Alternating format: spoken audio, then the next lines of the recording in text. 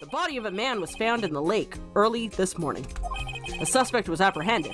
Sources inside the police department revealed that the suspect's name is Miles Edgeworth, age 24. Holly, what's the number to the safe? 1228. Quack? Let's open it, Nick. Get your revenge on Miles Edgeworth.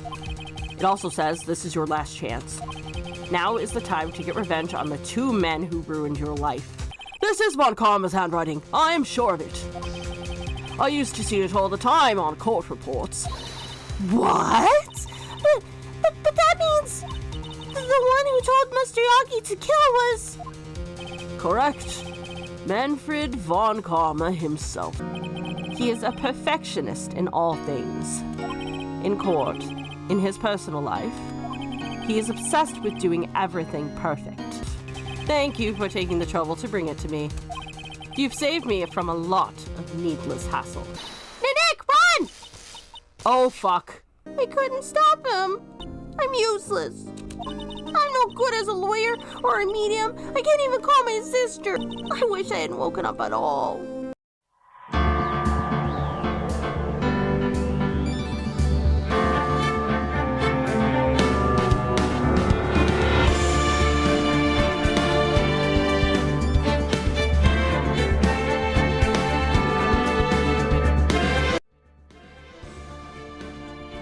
Hello and welcome back. This is Queen 3210, and we are on the final part of Turnabout Goodbyes. Mostly because we have no say in the matter. This is literally the final day for the trial. So, what have we discovered since the last episode? We've discovered that Miles is convinced that he might have murdered his father. Grossberg is looking into evidence to see if there's any way to refute this claim.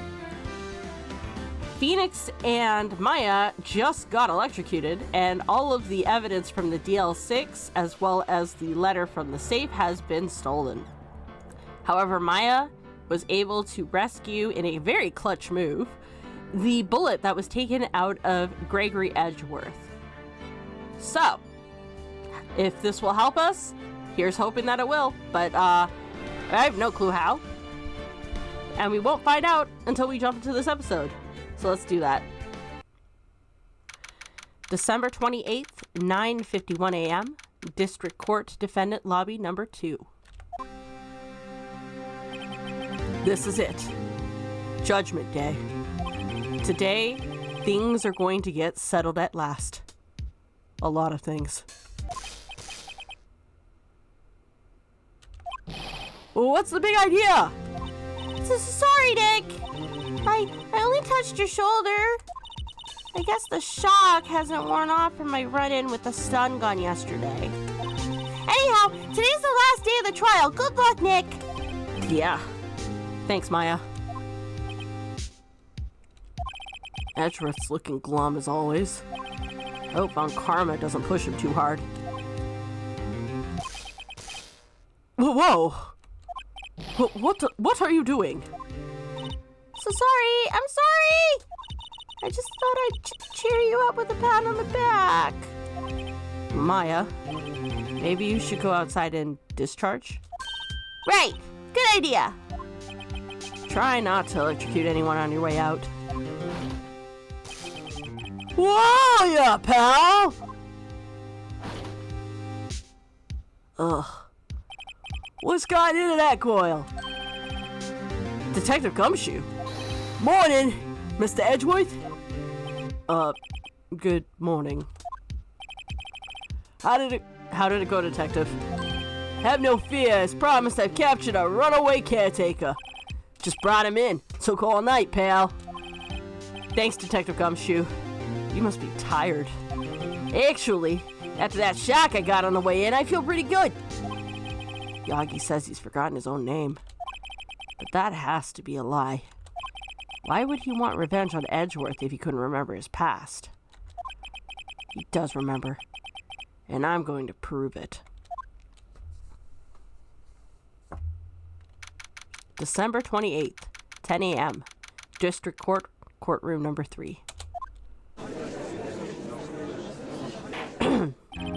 Court court is now in session for the trial of Miles Edgeworth. The defense is ready, Your Honor. The prosecution is ready. Right. Very well. We have reached the final day of our proceedings in this trial. I ask that the prosecution submit decisive evidence. Understood. Come on, don't be awed into silence by every little thing he says. Come on now. Very well, Mr. Von Karma, your opening statement. Right. Thanks to Detective Gumshoe's efforts, the boat rental shop caretaker has been arrested. In yesterday's trial, the defense asserted that the caretaker was the murderer. However, the caretaker has yet to confirm this. I would like to ask the defense to cross-examine him as much as necessary. Very well. Please bring the witness into the courtroom.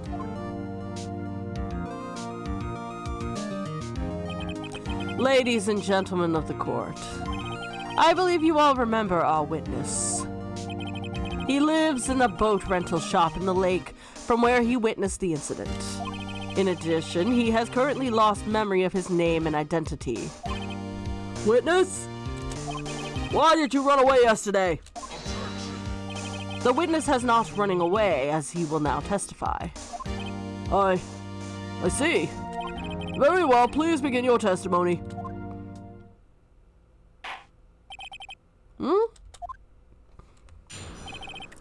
Why I left court.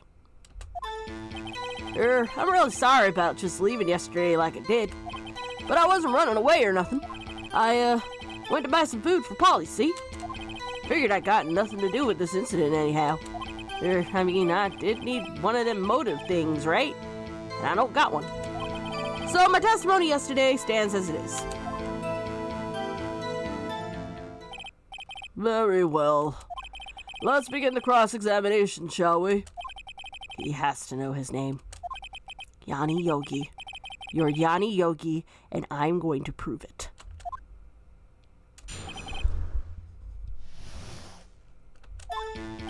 I'm really sorry about just leaving yesterday like I did. But I wasn't running away or nothing. I, went to buy some food for Polly, see? Food? Well, Polly is a bit of a gourmand, you see. She only eats these high-quality bird pellets from France. They only have them in this big pet shop downtown. But you weren't arrested until this morning. Why didn't you go back to the caretaker's shack? Well, kinda got lost, you see. The witness has trouble remembering things sometime. When the police apprehended him, he was on his way back to the shack. Yeah, right. Nice try, Von Karma. No one's gonna believe that. I see. So he was lost. Please, Your Honor, come to your senses. Please, don't be so stupid. Figured I got nothing to do with this incident anyhow. You've lost much of your memory, is that correct? Yep, seems like it. Then how could you know that you didn't have anything to do with this incident? Or maybe you're lying about not having your memory, You know exactly who you are. The witness has testified quite clearly that he has no memory of who he is. If you claim he's lying, then show the court proof. How am I supposed to prove what's going on in that old codger's head? That's impossible. I'm glad you've come to your senses, Mr. Wright. Very well, witness. Please continue. I mean one of them motive things, right? I don't got one. Do I have anything?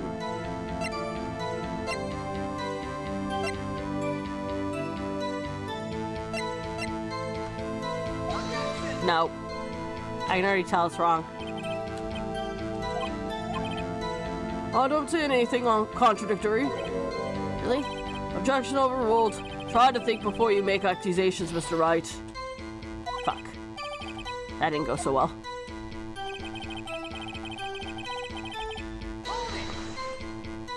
How can you say you had no motive? I say you do. You had a grudge against Edgeworth and the victim, Robert Hammond. That's why you took revenge on them, right? Please don't make me repeat myself, Mr. Wright. This witness has no memory of anything beyond several years ago. He can't hold a grudge. It's impossible. I have to prove he's lying about his memory. Otherwise, it's going to be the same thing over and over until the trial ends. Might I say something, Mr. Wright? Yes. Yes, Your Honor. You've been saying the same thing now over and over. You've been calling the witness's memory of the past and of lack thereof into question. But does this really have anything to do with the current case? Of course, Your Honor.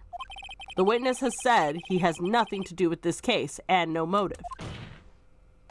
Both of these statements are lies. Order! Order! Mr. Wright, there is a serious problem with your claim. Or are you saying you know who this witness is? Of course, Your Honor. Ho ho, now this is interesting. I would like to know myself. So, who is he? Don't play dumb, Von Karma. Mr. Wright, please tell us the witness's name. His name is Yanni Yogi, a former court bailiff. Yogi? That name seems familiar. Oh! Yanni Yogi, from the DL6 incident. Figures the judge would have heard of it. It was such a famous case. But what does this mean? Your Honor, if this man is Mr. Yagi, then he has a clear motive.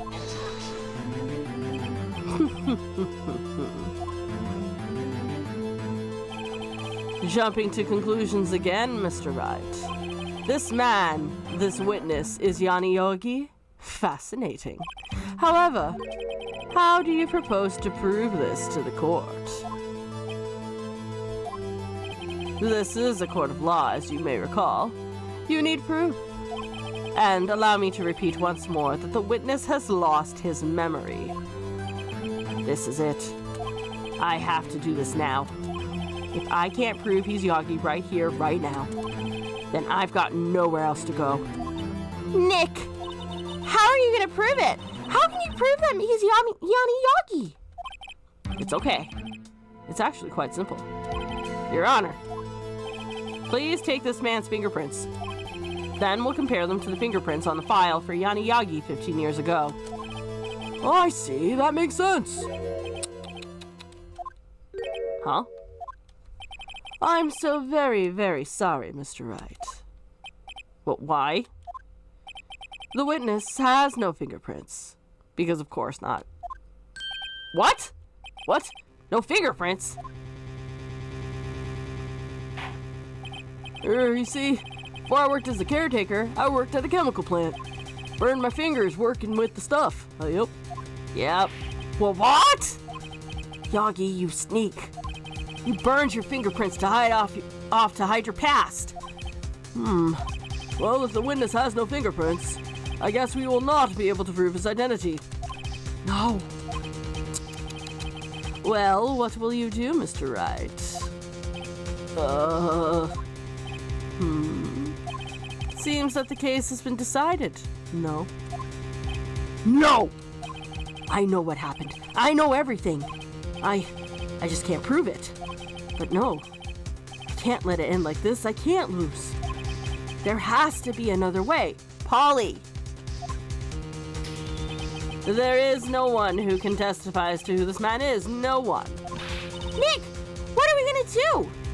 I didn't even consider that he might have erased his fingerprints. What do I do?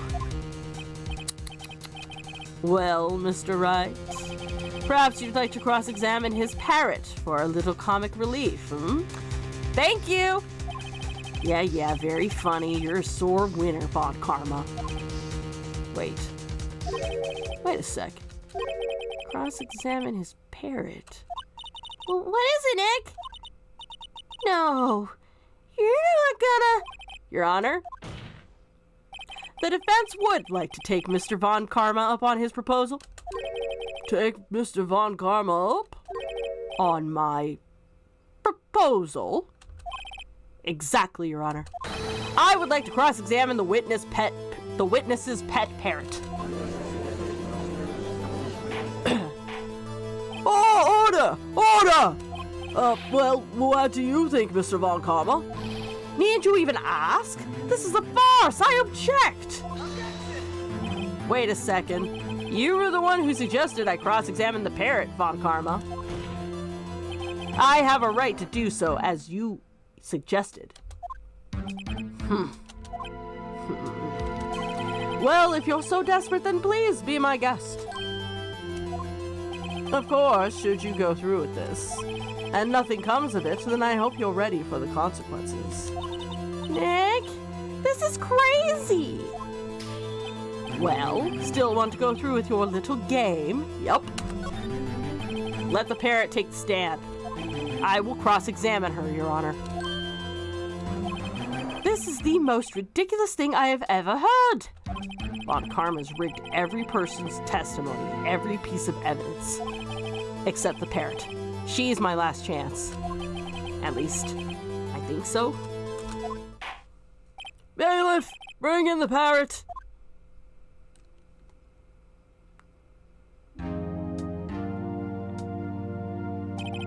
That's quite a bird. Please tell us your name. Name! The witness is ignoring me. Must hurt to be ignored by a bird. Very well, witness. Who is your owner? Please, testify for us. Who is your owner? Hello, hello. What?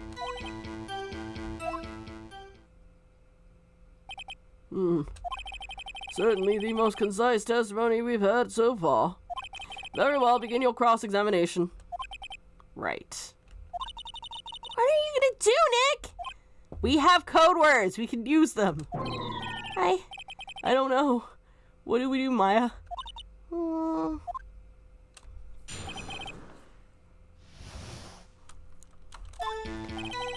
hello. What? Witness, you can't just say hello and expect us to get anywhere. I want you to testify. Maya, you talk to her. But right, what do I say? As I recall, 2 days ago... Polly, have we forgotten something? Mark? Don't forget DL6. Mark? If I can get Polly to say that here, that will prove that the caretaker had something to do with DL6. Polly, have we forgotten something? Hello. Mark? Excuse you? That's not what you're supposed to say. Forgot. For something we forgot. Hello. Mark? Oh, it's not working, Nick. She won't say it. This is ridiculous. Why won't you say it? Something the matter, Mr. Wright? Wait. Don't tell me Von Karma expected this. He could never trained the parrot. Could he? Did he train her not to respond when he asked if we'd forgotten anything?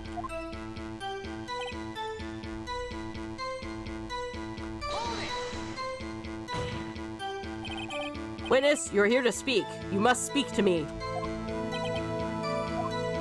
Frankly, I can't believe that you're speaking to the parrot. Well, I guess we should try to get some information out of her. We need to show the judge that her owner is Mr. Yagi. Maybe I should get her to say her name? Polly, what's your name? Polly, Rack. Mr. Wright, I think we've established that this parrot's name is Polly. Does this have anything to do with her owner's identity? Yes, it does. Ha! Fascinating. You claim that this parrot's name will prove her owner's identity.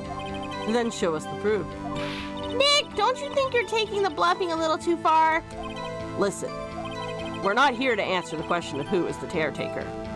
We're here to prove that he is Yanni Yagi. All we have to do is tie the name Polly to Yagi. Your Honor, the proof that the parrot's name reveals the caretaker's identity is...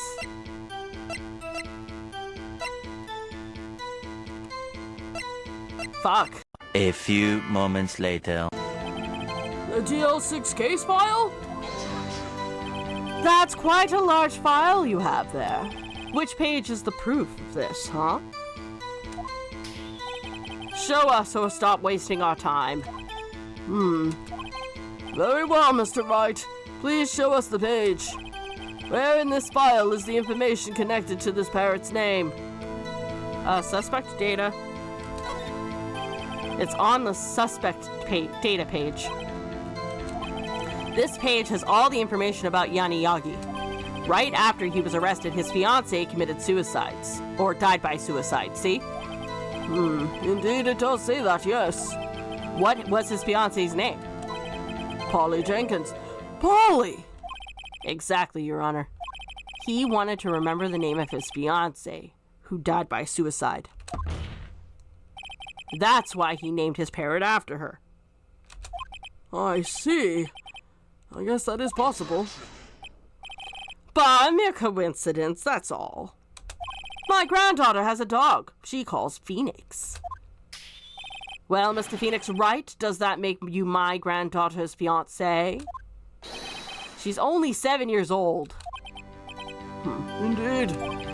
Alone, it is a little weak for evidence in a murder case. We would need some other corroborating evidence. Where am I going to find that? Nick, we're getting closer. One more. If we could just get one more piece of evidence.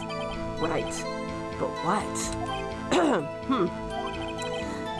Very well, witness, you may continue. What's the safe number? Maybe I'll get her to say the number of that safe. Huh? The safe? Why? Let's just try to get her to say anything, okay? Polly, what was the number in the safe in the shack? 1228. 1228. Right? My, what a reckless bird. Well, Mr. Wright, you aren't claiming that this number has something to do with the caretaker. Actually, it does. Actually, it does. It's why I had her say it. Bah, ridiculous. How can the number to a safe tell us who the caretaker is? Show us your proof. What could possibly link this number to the caretaker's true identity?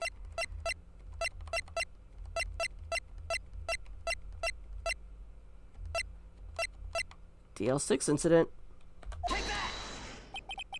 The DL6 case file? What is this obsession you have with that case? Mr. Wright, where in this file is something related to that safe number? I would say the case summary. It's on the case summary page. The case summary? Specifically, the date on which the DL6 incident occurred. The date of the incident, December 28th. Why, that's today's date, 15 years ago. And the number on that safe is 1228. Ah! He used the date of the DL6 incident as the number for his safe, Your Honor. That's how important that date was to him. I see. It certainly is an interesting coincidence. People often do set their secret numbers to dates. Bah, this is not tangible proof. I set my ATM card's number to 0001 because I'm number 1. This has nothing to do with a date. Nothing. That's enough. I think we've reached a conclusion here. This is a mere coincidence, that's all. True, that is a possibility. However, 2 coincidences at the same time seems more like a pattern to me. What are you saying? Summon the caretaker of the boat shop. Immediately.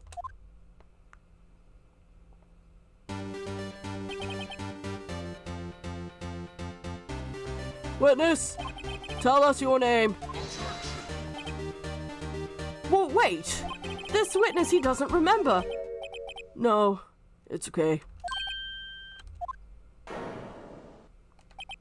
I've accomplished what I wanted to do. I'm done. Nick, he looks totally different. This is the real Yagi, I think. Finally. He's been acting feeble to hide his true identity. Acting for 15 years. Well? Let me ask you again. Please state your name for the record. My name is Yanni Yagi. 15 years ago, I served as a bailiff in this very court. Order! Order! Yanni Yagi. So, was it you who killed Robert Hammond and tried to frame Miles Edgeworth for his death? Yes, it was me. I did it. They put me on the witness stand 15 years ago. Robert Hammond. He said I was mentally unsound. Told me it'd make me innocent. Get me off the hook. So, I pretended to have brain damage. I was innocent, really. But he didn't believe me. We won the trial, but I lost everything. I lost my job, my fiancée, my social standing. Then, this year, 15 years later, a package arrived. It was a letter and a pistol. The plan was written out in careful detail. It was a plan for me to take my revenge on the people who ruined my life. I didn't care who had sent it. I thought this was my chance. After 15 years, this was it. Finally. Finally, a chance to have my revenge on Robert Hammond and Miles Edgeworth. I have no regrets. But wait a moment! Revenge against Miles Edgeworth? What do you mean? I'm not at liberty to speak on that matter. Why don't you ask Mr. Edgeworth yourself? Anyway, I admit it. I was the one who killed Robert Hammond.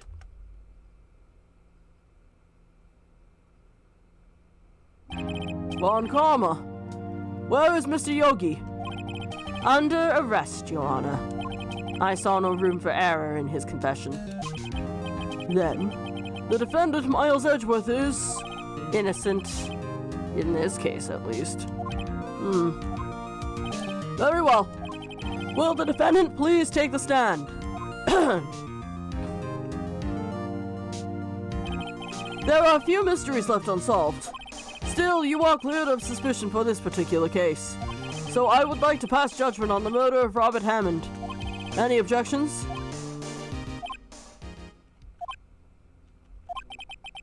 I don't believe it. Why isn't Von Karma saying anything? Very well. This court finds the defendant, Mr. Miles Edgeworth, not guilty, as it should be. Hooray! Confetti! That is all. This court is adjourned. Uh-huh. Did someone just say objection? It wasn't Von Karma. Yep, it was Edgeworth. Wait, but that means... No. Edgeworth! Your Honor, I object to your judgment. What do you mean? I am not innocent at all. As we have heard, Yanni Yagi killed Robert Hammond in revenge.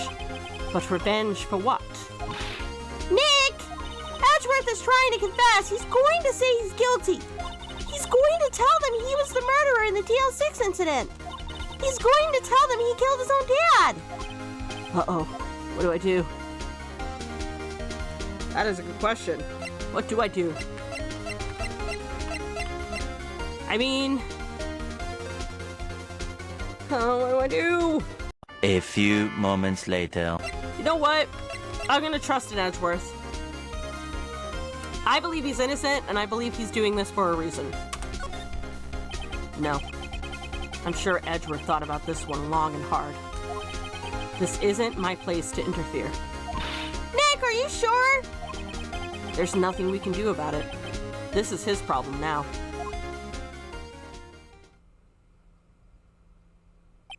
For 15 years, I have had a recurring dream.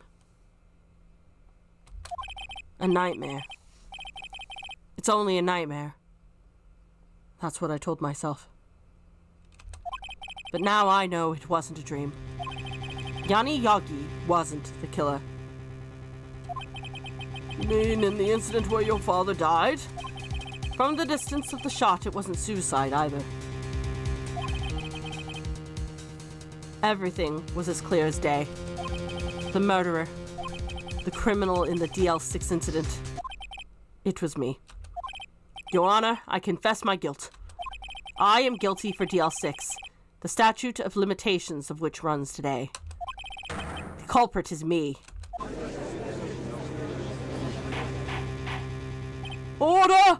Order! This is certainly unexpected. The defendant declared innocent is confessing to a different crime.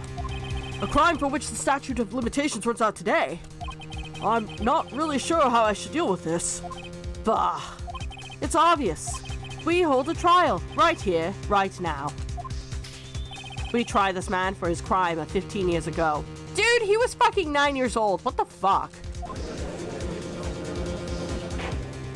I think it would be. I think I would like to take a 5-minute recess. During this time, I will consider the appropriate course of action to take. Court is adjourned.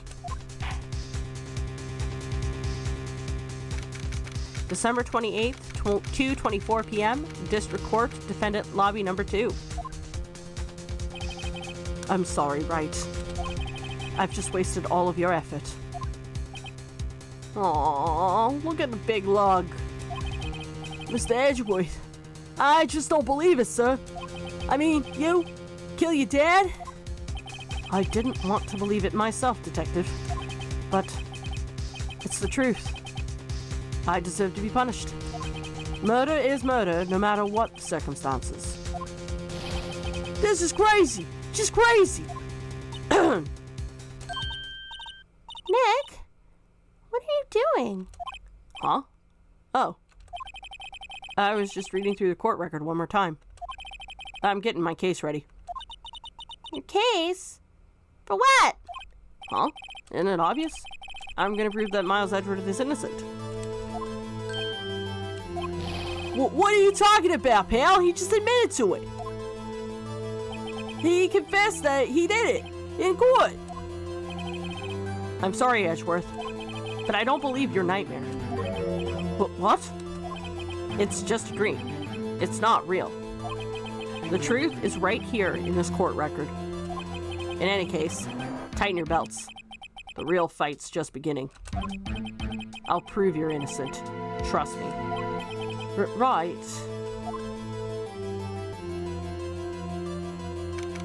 December 28th, 2:30 p.m., District Court, Courtroom Number 3. Now then, I would like to resume our trial. Judge, Miles Edgeworth has admitted his own guilt. He has confessed his crime. Let us begin by hearing his testimony. Then, though pointless, let the defense do their cross-examining. The statute of limitations on the DL6 incident runs out today. Though it's unconventional for me, I'd like to run this one by the book. I see. So does the defense have any objections? No, Your Honor. Thought karma. You knew this was going to happen from the very beginning, didn't you? Very well. Will Miles Edgeworth take the stand?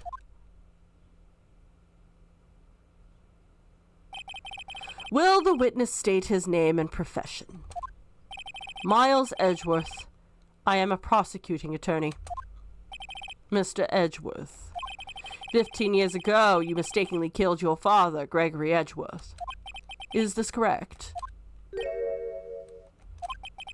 It is correct. Then testify about this matter to the court. When Edgeworth was telling me about his dream yesterday, I noticed something. One detail didn't quite fit. That will be the key. And only if I can get it to work. Please, please, please, please. That day, I had gone to the courtroom to observe one of my father's trials. As we went to leave, an earthquake struck, trapping us in the elevator. My father and Mr. Yagi lost their composure and began to argue. Just then, something heavy fell at my feet. I picked it up and threw it at Mr. Yagi. I wanted them to stop fighting. A moment later, there was a single gunshot, then a scream. It was a terrible scream. I remember it to this day. That's all.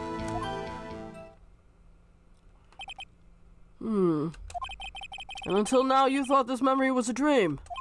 We were stuck in that elevator for 5 hours. The oxygen in the elevator ran out, and I lost my memory of the events. Bah! The same claim Mr. Yagi has made. Very well. Mr. Wright, your cross-examination, please. Yes, Your Honor.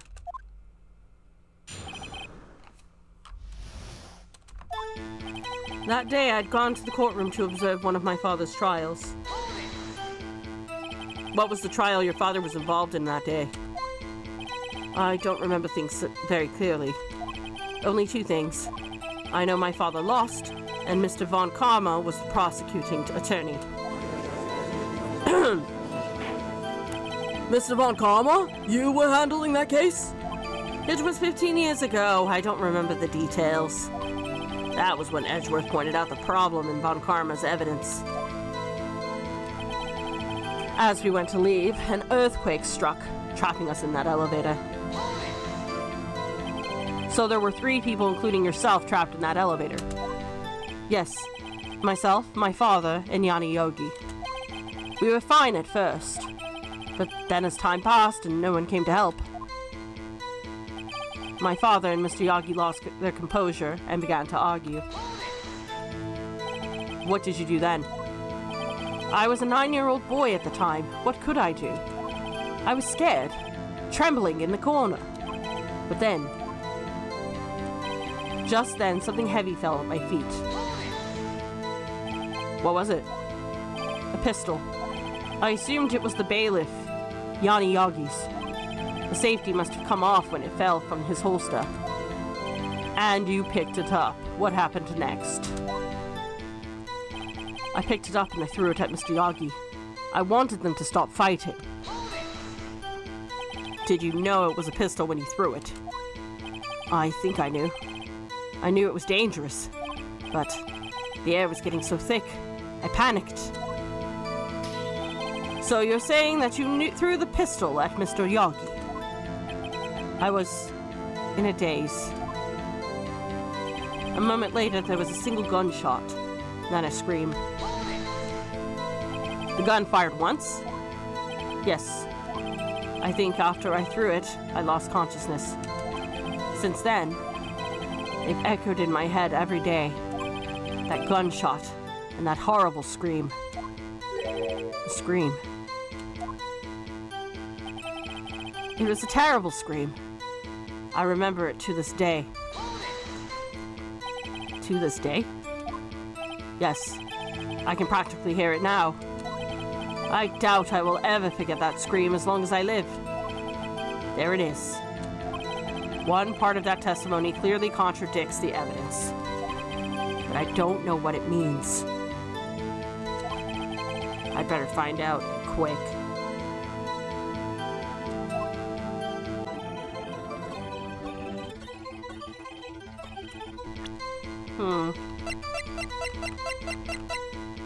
This doesn't seem right. Are you sure you only heard one gunshot? Yes, I'm sure of that. I heard the shot and the scream. Then everything faded. I was unconscious until the rescuers came. I see. No, Your Honor, unfortunately you don't. Look at this file one more time. This plainly contradicts the witness's testimony. You do enjoy dragging out that file now, don't you? I don't accept this evidence unless you can tell us what page it's on. Sure. What page contradicts Miles Edgeworth's testimony? The victim data. Look at the victim data in this file. It says it quite plainly. The murder weapon was fired twice. There you go. Miles Miles Edgeworth only heard one gunshot. Yet, the murder weapon was fired twice. The first shot was the accidental firing when the pistol was thrown. So who fired the remaining shot?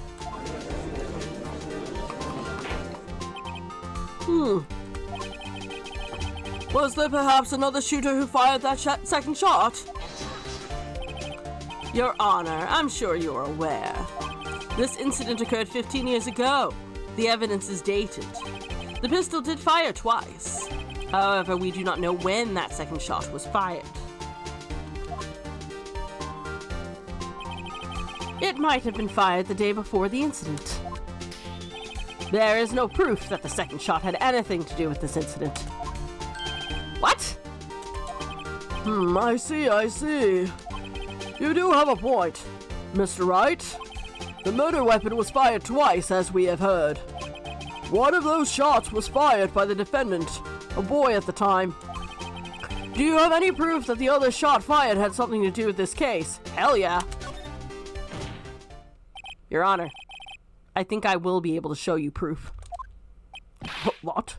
Impossible. Now, Mr. Von Karma, save your surprise for after you've seen the evidence. Very well, Mr. Wright, show us your proof. Do you have evidence that the second firing of the pistol is related to this incident? Yup.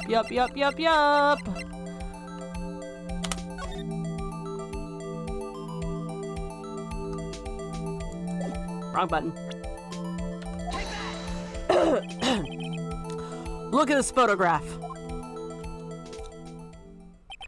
This is a photograph of the scene of the crime 15 years ago.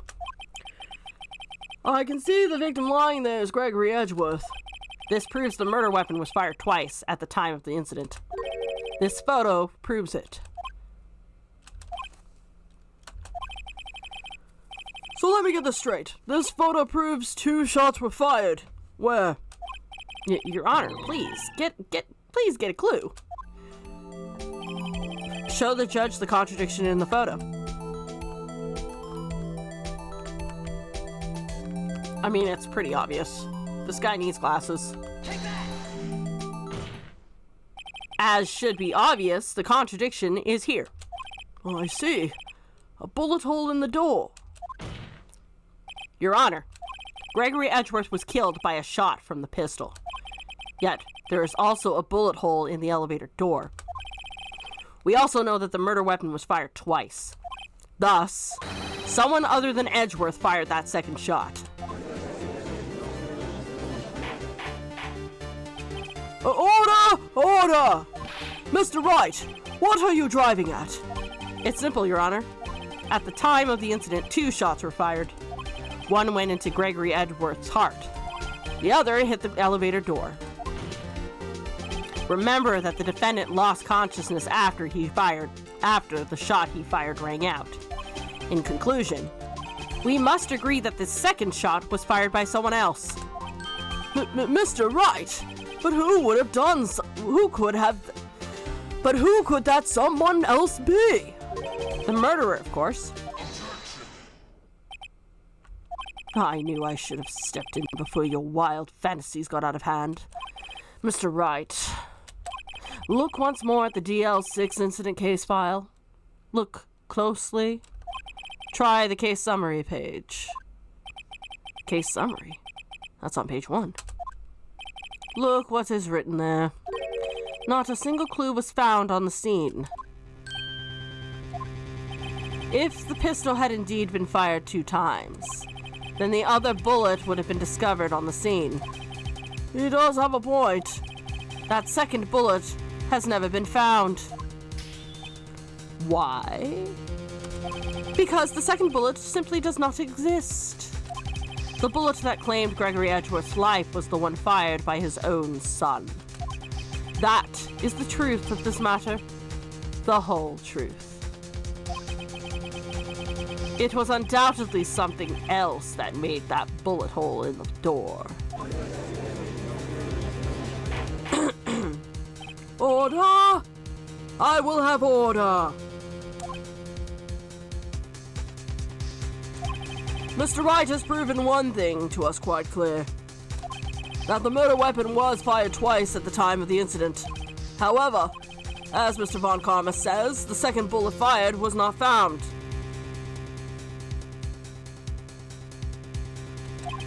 It is highly unlikely that the police merely overlooked this second bullet.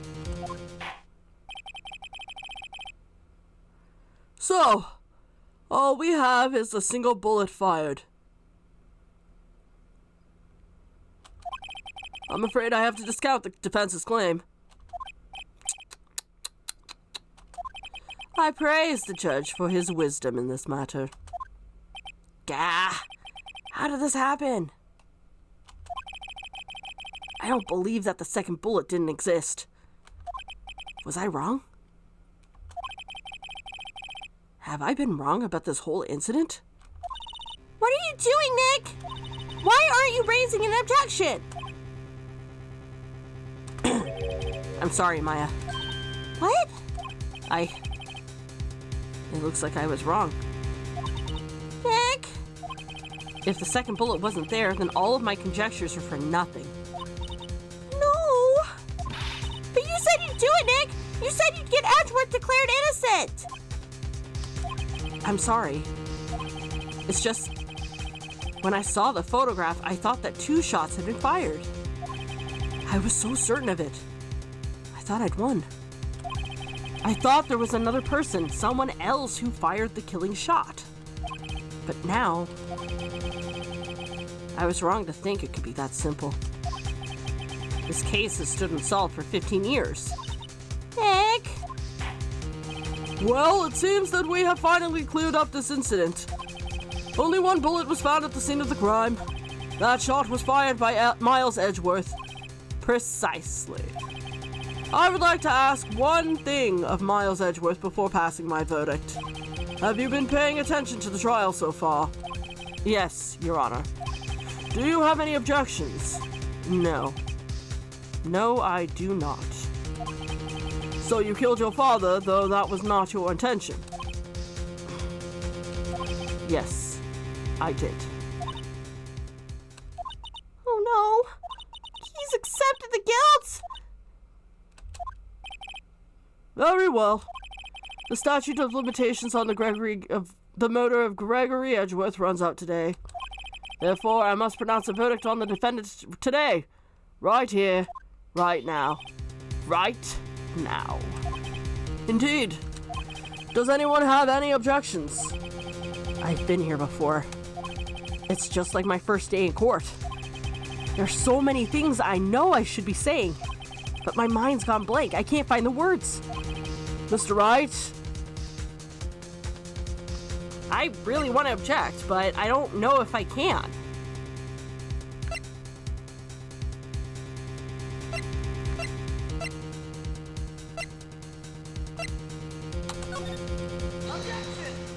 Your Honor? I object.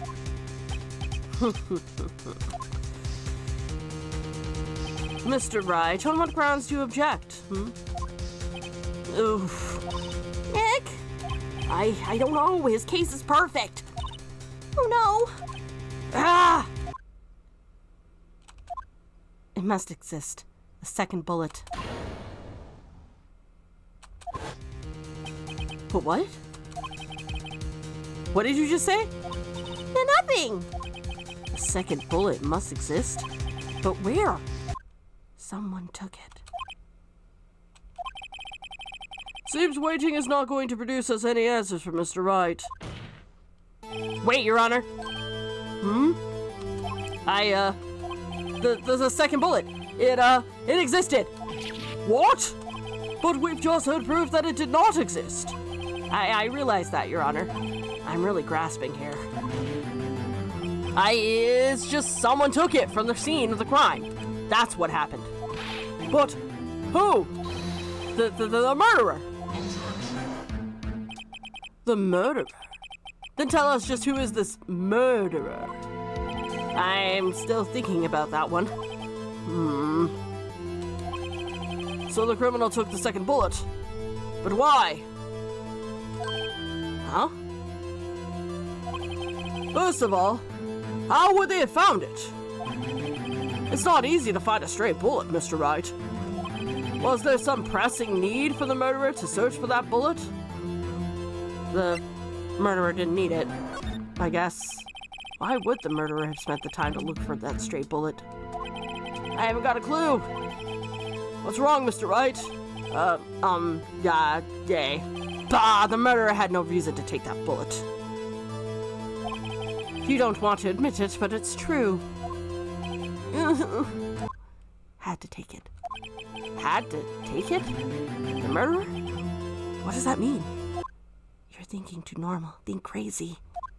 Don't think why the bullet was taken. Think why the bullet had to be taken. Mr. Wright? Yes, Your Honor? I have no idea what I'm doing. Well, the murderer had no intention of taking the bullet from the scene.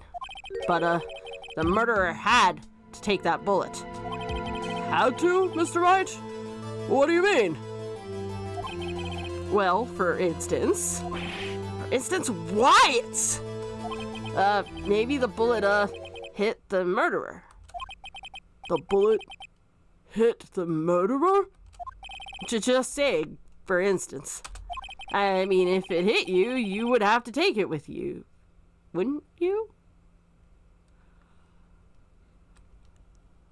It wasn't anyone in the elevator. It was someone else. Someone else shot from outside of the elevator. That's why there's a hole in the elevator door.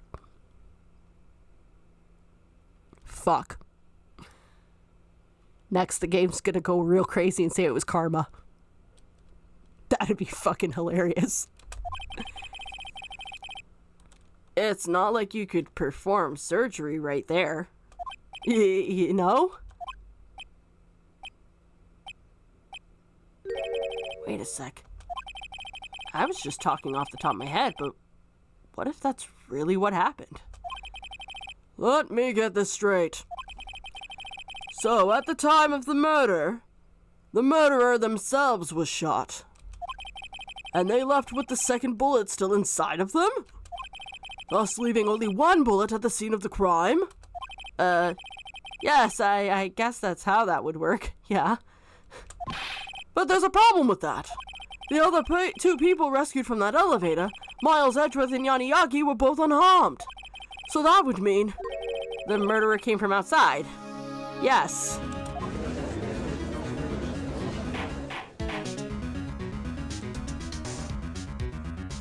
The two men fighting inside the elevator. Trying to stop them, the boy picks up the pistol at his feet and throws it. The pistol discharges, and the bullet goes through the elevator door and hits the murderer outside. Okay. Oops. The boy loses consciousness. Then, the murderer opens the elevator door and sees the men inside.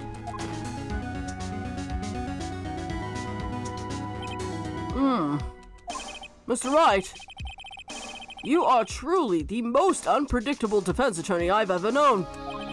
I can tell you're grasping, yet I cannot deny the possibility of what you say.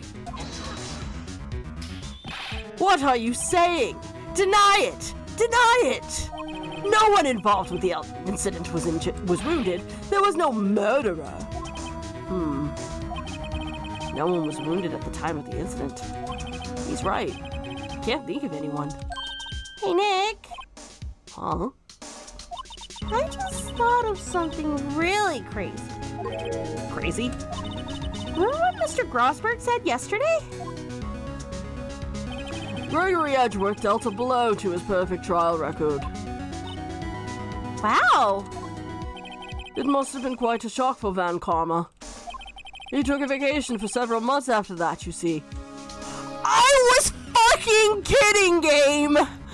I was 100% fucking kidding! Are you fucking serious? Are you saying that he went on vacation to try and get the fucking bullet out? What? What? Yes, an unusual event for the man. That was the first and the last vacation he has taken in his many years of prosecuting. What if Von Karma didn't take that vacation because of shock, but took it because he was injured? Which would mean... It could only mean one thing. He was the murderer in the DL6 incident. He was the man who shot Gregory Edgeworth. It was Von Karma. Aw, man. Something wrong, Mr. Wright? You seem dazed. No, Your Honor. Well, you have indicated the possibility that the murderer came from outside. Can you give us the name of your suspect? Uh-oh. Should I come out and say it right now? That's a good question. Do I want to say it now, or do I want to save it for another time? I mean, I don't think there's another better time, so yeah, we'll just say it now. Your Honor, there is a suspect. One lone suspect.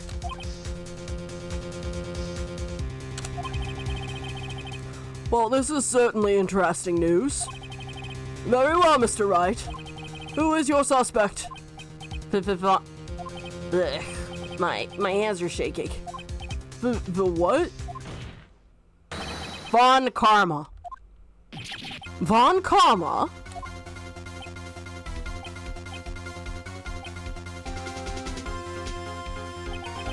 You mean the Von Karma? The prosecutor? The one standing right over there? Bah. You don't object? I see no need. Why honor this ridiculous outburst with my objection? Because you took a vacation for several months starting the day after the incident. Yet you pride yourself on a perfect record. Why would you take such a long vacation without any reason? So you're claiming that I took a vacation to heal my injury from the incident? Fascinating. Prove it. I would have needed surgery, no? Where did I go under the knife? At Mr. Wright? Bring the doctor that operated on me. Have him testify. Nick, let's find out who this doctor is. It's no use. Edgeworth? I know Von Karma. Perhaps all too well.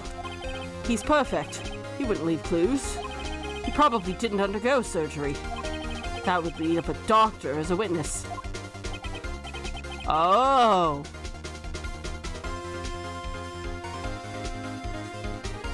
Ugh, nobody's that perfect. True, but guess what? That just means he made a mistake. So what, Nick?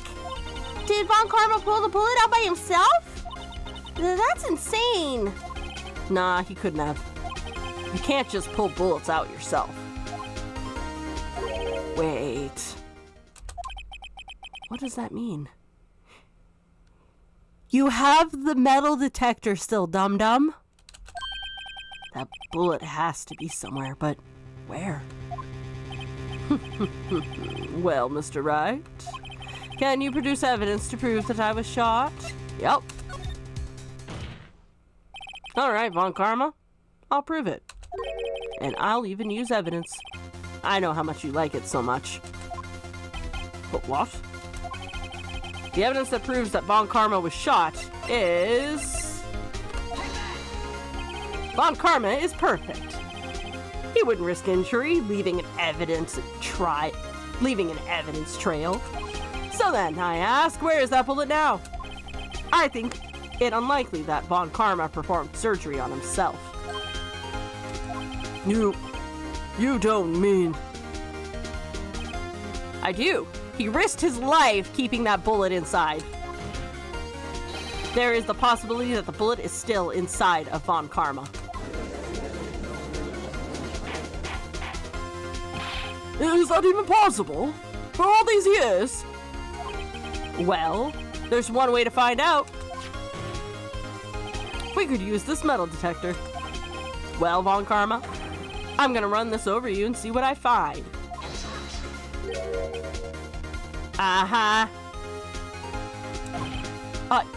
I refuse.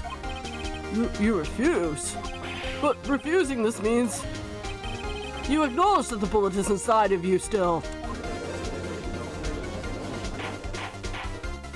Order! Order! Order! Your Honor, the defense requests that we be allowed to use the metal detector. Judge, I call for suspension of this trial. This is an invasion of privacy. The statute of limitations runs out on this case today. It was you who said we had to end it right here and right now.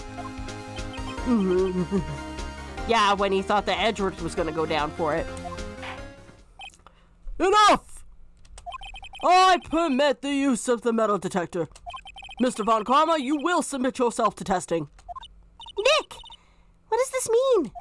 I don't know, but we have to give it a shot.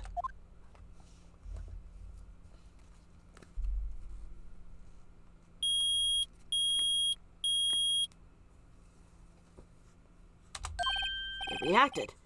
Something's inside his right shoulder. The bullet. Mr. Von Karma? You. It was you. I was afraid this would happen. And so I remained silent. Indeed, there is a bullet in my shoulder. However, it has nothing to do with this incident. What? I was shot in the shoulder long before the DL6 incident, so then why not get it removed? I claim that the bullet in my shoulder has no relation to DL6. But Mr. Von Karma, can you prove that? Proof? No. I have no obligation to prove anything. It is Mr. Wright who must prove something here, not I. Mr. Wright? Well, can you prove it? Yep. Can you prove that bullet in Von Karma's shoulder was from DL6? Yes, we can. Thank you, Maya. Of course he can't. You don't have any of the DL6's evidence. That's because you took it out of the records room yesterday. With no proof, you cannot convict me of any crime. So sorry, Mr. Wright. No. I'm the one who's sorry, Mr. Von Karma. What? You were close. One day away from freedom. But you see, I have proof. But what? Who would have thought you would dig your own grave trying to convict Edgeworth? I can link that bullet in your shoulder to the DL6 incident. And here's my final proof. Thank you, Maya. That's a bullet? Where did you get that? This is the bullet used in the DL6 incident that was taken from the heart of the victim, Mr. Gregory Edgeworth. The bullet is preserved quite nicely, with all the ballistic markings intact. Ballistic markings? You may recall the term. It came up in the first trial 2 days ago. Ballistic markings are the fingerprints of a weapon. All bullets fired from a gun are marked with that weapon's unique pattern. By examining the markings, you can tell which weapon fired the bullet. It's quite accurate. We have 2 bullets in our possession. One, the bullet removed from Gregory Edgeworth's heart. The other from Mr. Von Karma, the bullet buried in your shoulder. We could analyze both bullets. Then, if the markings matched, we would know that both bullets had been fired from the same gun. The very same pistol. In other words, the murder weapon that killed Gregory Edgeworth.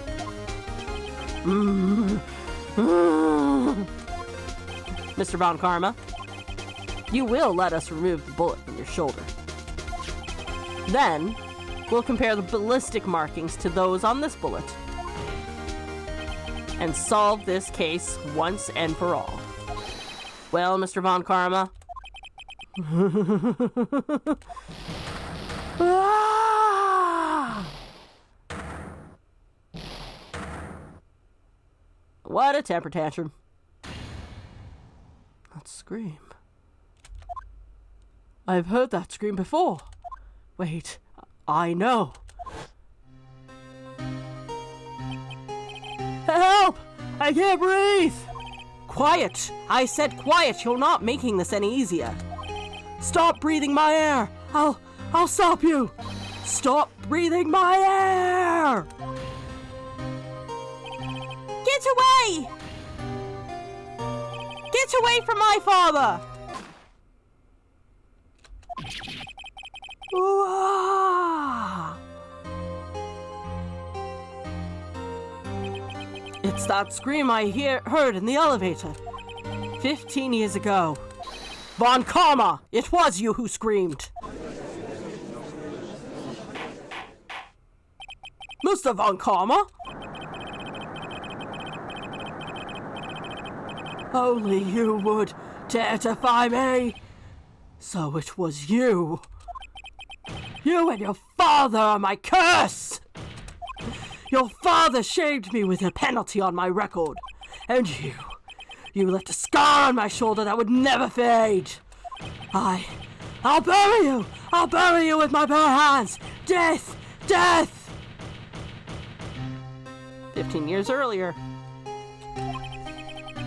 Chief Prosecutor, I am sorry. Von Karma, it's not like you to make this kind of error. I never would have thought that Edgeworth would be the one to catch you. I was careless. I am sorry, but you will have to be penalized. I've covered for you in the past, but not this time. Edgeworth! It was a shock like none I had ever known. Me. Penalized! It took hours for me to regain my composure. Suddenly I found myself in the darkness. I was in the court records. I must have wandered in here without thinking where I was going. The room was pitch black. The lights must have gone out. I went out into the hall and felt my way to the elevator. I pressed the button, but nothing happened. Then there was a noise. I was in pain. A horrible burning pain in my shoulder. Just then, the lights came back on. The elevator door opened before my eyes.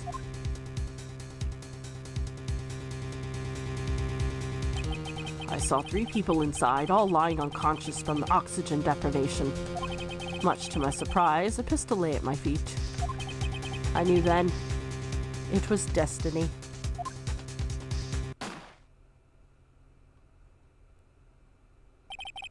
In his last moments, Gregory Edgeworth was still unconscious. He died, never knowing who had shot him. Later, he spoke through a medium, blaming Mr. Yagi. He was fooled. It was the perfect crime.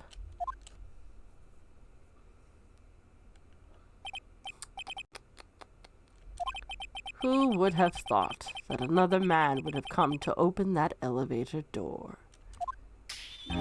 Judge! But what? What are you doing? Do your job! Bring an end to this miserable charade. Now, end it! Very well.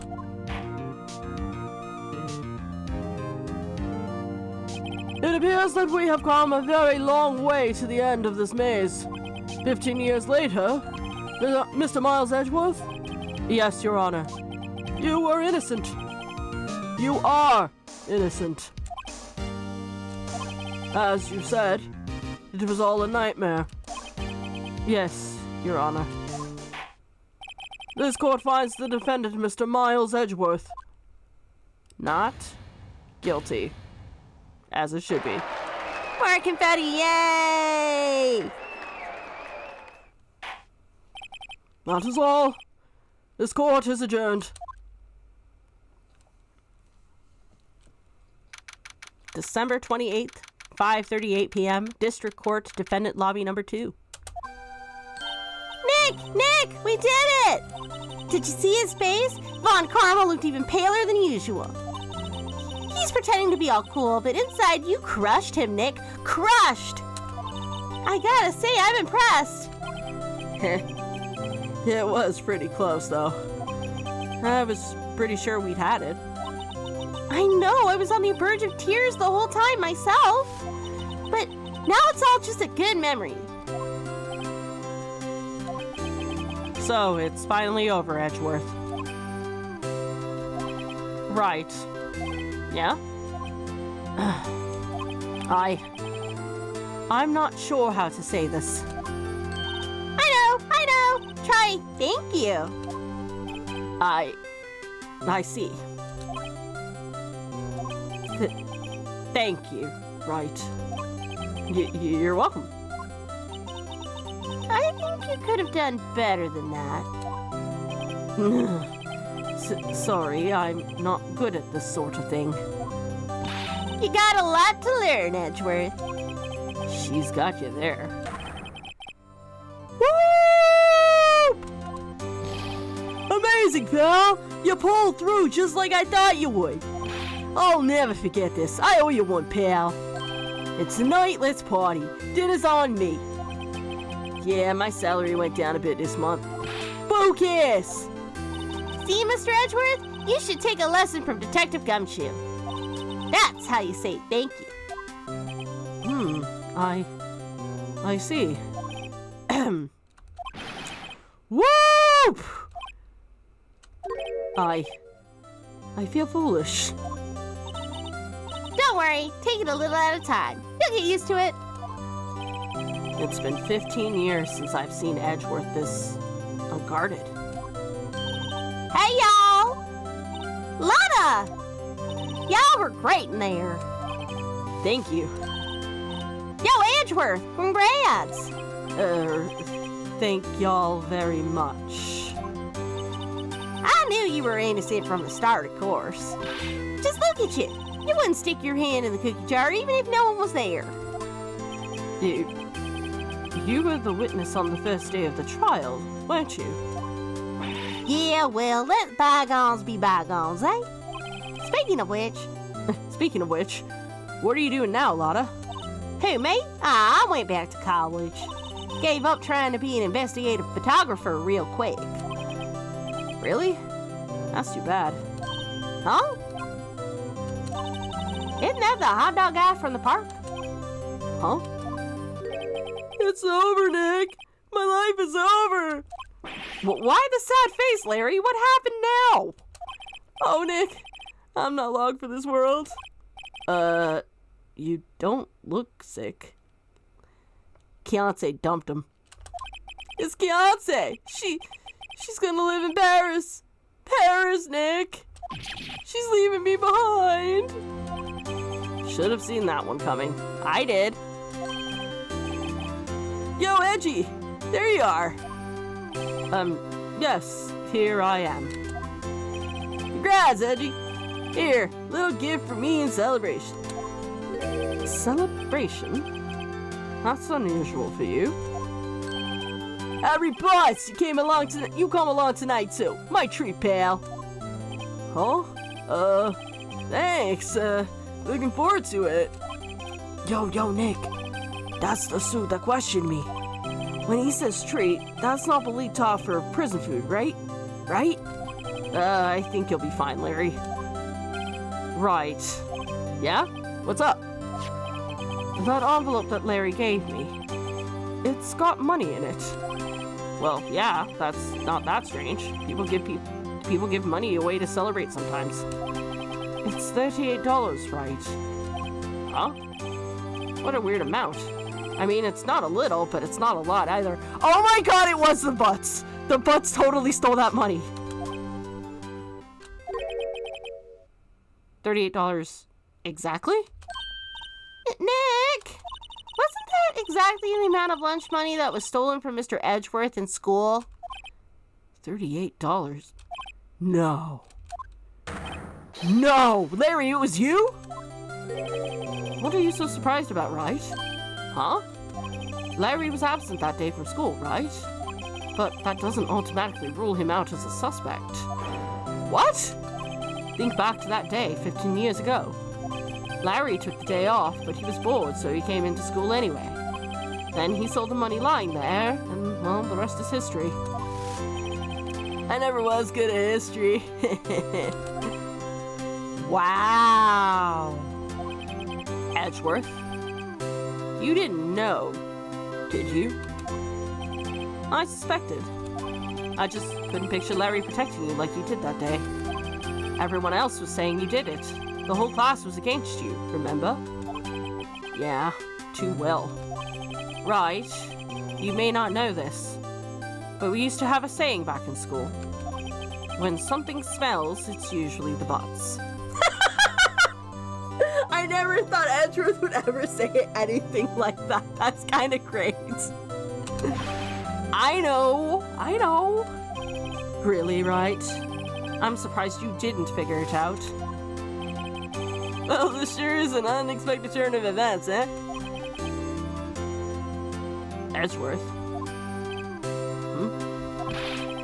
You should have told me! Now, Nick. It was 15 years ago. Don't you think the statute of limitations has run out, Mr. Edgeworth? I'd say so, yes. There you have it. Where does that leave me? I became a defense attorney because of what you two did. Well, you have always been something of an insufferable emotionalist. Yeah, and you get worked up too easily too, pal.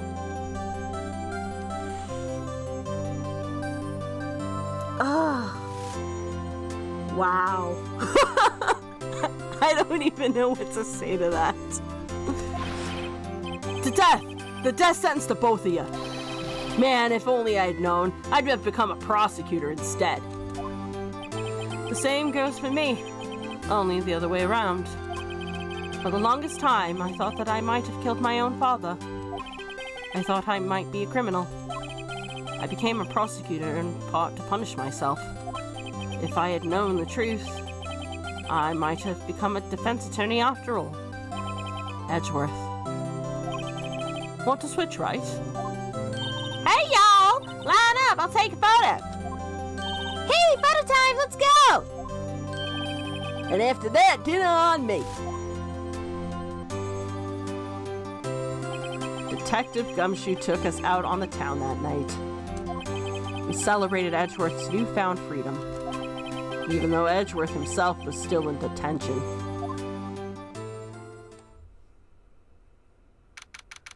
December 29th, 5:02 a.m., Wright & Co. Law Offices. Whoa! I went a little overboard yesterday. My head hurts. Huh? It's still only 5. Maybe I should just go back to sleep. Huh? What's this? A letter? Good morning, Nick. You were really impressive yesterday. Seeing you, it made me think about what I'm doing here. I'm a spirit medium. In training, of course. I wanted to help Mr. Edgeworth, too. I wanted to help you, but I couldn't. I was useless. No, you fucking weren't. You got the one piece of evidence that was decisive. So I decided to go back to my training. I'll become a full-fledged spirit medium for starters. I couldn't say it to your face, so I left this letter. Goodbye, Nick. Aww! No! Goodbye? What time is it? Gah! The first trains for the mountains have already left. To the station.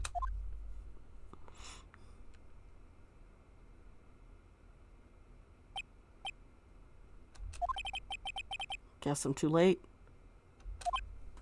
Aww. For Maya to leave and to leave like that? No! Hey! Oh. Nick? Maya!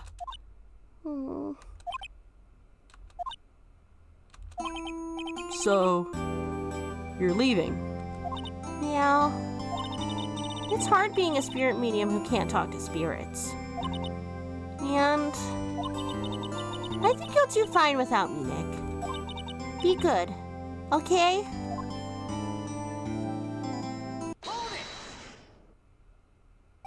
Well, wait! What? I never could have saved Edgeworth without your help. Huh? On the last day of the trial, I heard her. I heard Mia's voice. You heard my sister? Yeah, only her voice, but still. It was at the very end when I thought we'd lost everything. Well, that's my sister for you. Detective Gumshoe helped, and Mr. Grossberg, and even Larry. And I'm the only one who couldn't help. I was useless, Nick. But you were the one who stopped Von Karma, Maya. Huh? I didn't do anything! All I did was wander around in a daze. Sorry, but I have evidence that you helped. Evidence? Show Maya some evidence to cheer her up. A bullet? Von Karma was convinced he had taken all of the evidence pertaining to DL6. But you were the one who rescued the last piece of evidence we needed. This was the bullet that put an end to Von Karma. And you were the one who gave it to me. Nick! Thanks, Maya. I couldn't have done it without you.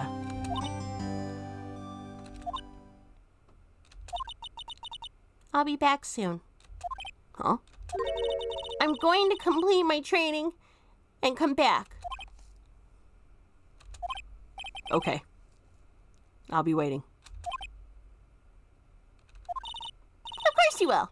You can't run that office by yourself. You're helpless. Oh, wow. I don't know about that. So, this is it. See you soon. See you soon, Maya. Aww. Thanks, Nick.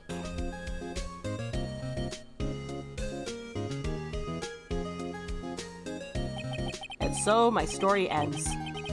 Time to turn a new page. And say goodbye to the novice defense attorney that I once was. Now a new story begins. With the same old crazy cast of characters. Ha! Don't think you've graduated yet, amateur. Mr. Wright, perhaps you'd like to rethink that claim? Yes, Your Honor. Uh-oh, I got a bad feeling about this.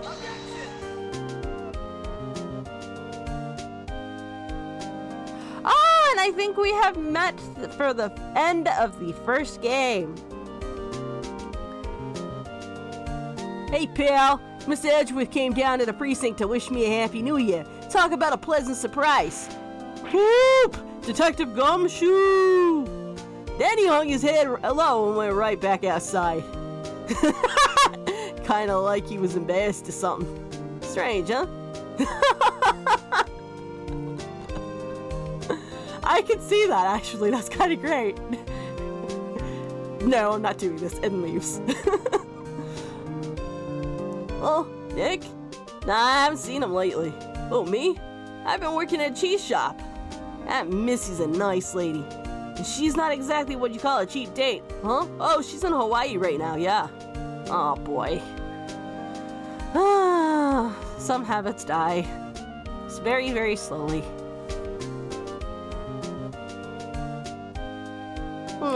Right? Yes, I remember him. I hear he's been busy lately. You know, not to ring my own bell, but I sort of taught him everything he knows. I'm sure he's grateful. Who the fuck are you again? Nah, I'm kidding. I know who you are.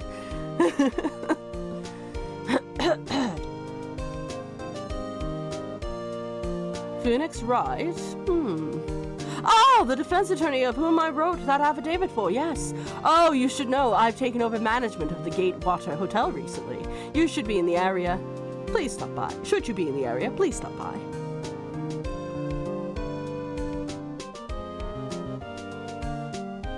So are we going through everybody? Oh, it's you. Phoenix Wright? Oh yes, Mia's understudy, was he not? I wonder how he's doing. Haven't seen him of late. The days of my youth. Like the scent of fresh lemon, you see. Oh, so someone's asking questions.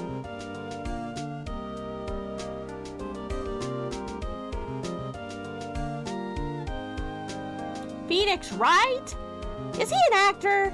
Well, I'm not buying it. You can't be a star with a name like Phoenix. Did you know they're from family with the DVD on them? And not that I know what a DVD is. Everything these days I am...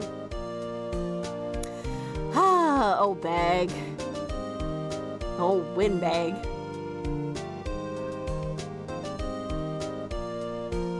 I'm pleased to announce The Pink Princess is a hit.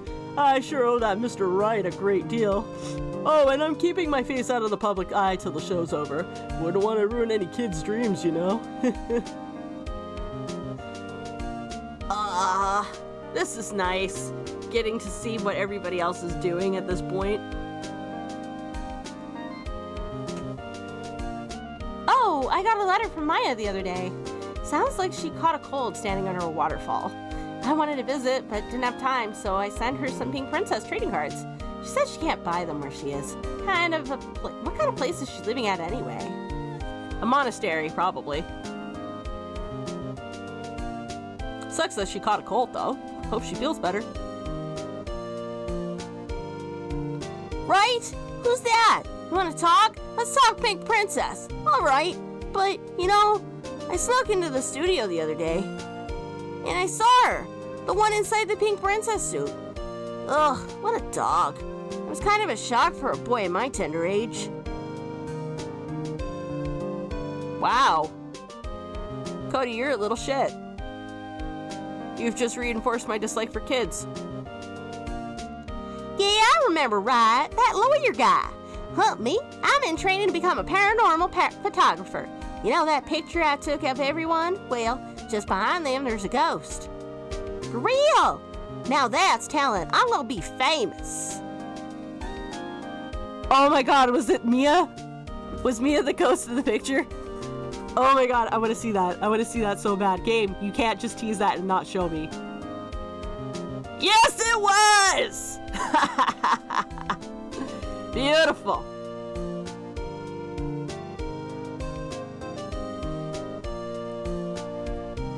Ah, and we have reached the end.